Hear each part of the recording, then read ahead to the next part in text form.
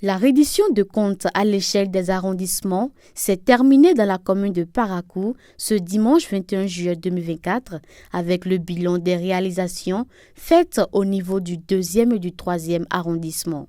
À cette séance de comptes rendus et d'échanges conduite par le ministre de l'Eau, de l'Énergie et des Mines, le maire de Parakou, les honorables Tokok, Badamassi et Toru ont également communié avec les populations. La ville de Parakou sera la ville la mieux lotie, la mieux impactée en termes d'eau potable de la Sonnelle. Globalement, sur l'ensemble du territoire, vous allez constater qu'en termes de coupure, ça s'est significativement amélioré. Nous n'avons pas encore atteint notre objectif. Nous y travaillons nuit et jour. Nous y travaillons nuit et jour. Et vous allez constater qu'il n'y a presque pas de conseil où il n'y a pas de dossier de l'énergie. Nous y travaillons pour que notre pays soit un pays autonome en matière d'énergie, afin qu'on puisse délivrer l'électricité à tous nos concitoyens où qu'ils se trouvent sur l'ensemble du territoire. Dans quelques jours, vous allez voir, Balikani Bamora va être complètement renforcée. L'extension va couvrir entièrement Balikani Bamora. Alors, je quitte le secteur de l'énergie et de l'eau. Je vais directement maintenant au secteur des infrastructures routières.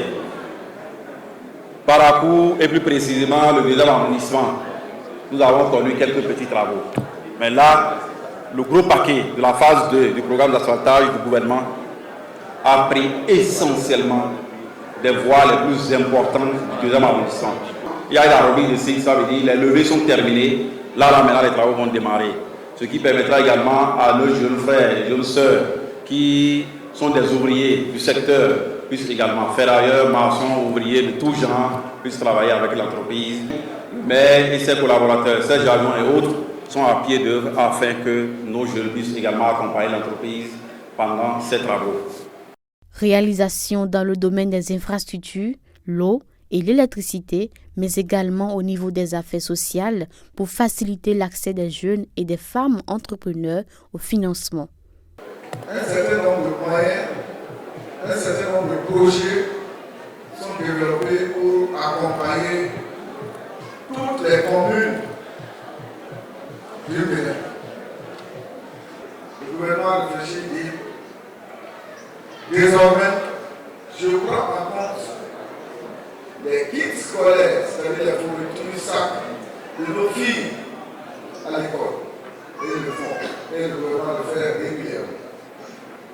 Le gouvernement fait des transferts monétaires conditionnels à raison de 10 800 francs pour les primaires et 14 400 francs pour les secondaires. L'honorable Rachidi Badamassi évalue à sa juste valeur les actions du gouvernement. On peut conclure que vraiment le gouvernement du président Patrice Talon a fait plus que les autres dans tous les secteurs.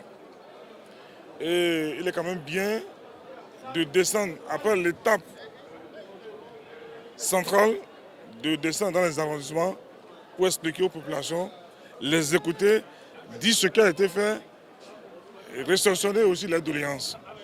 Comme doléance, la route Parakou-Kika-Kabor revient toujours.